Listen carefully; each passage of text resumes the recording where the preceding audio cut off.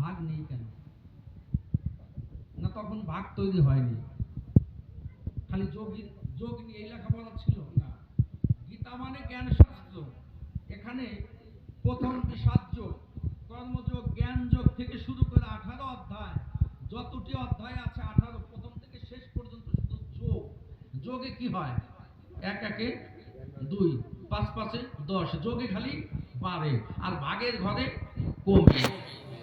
তা গীতাটা 18 অধ্যায়, চৈতন্য গীতা। এখানে 18 অধ্যায় কি পাবেন? এখানে মায়ের পাবেন 4 আর বাবার পাবেন 4। মা বাবার রজ বীজের মধ্যে 4 4 8টা বস্তু থাকে, আর ভগবান গুরু রূপে দেন 10। এই 18 ইন্দ্রিয়ের হয় মানব দেহ গঠন। এটাকে বলা হয় চৈতন্য গীতা।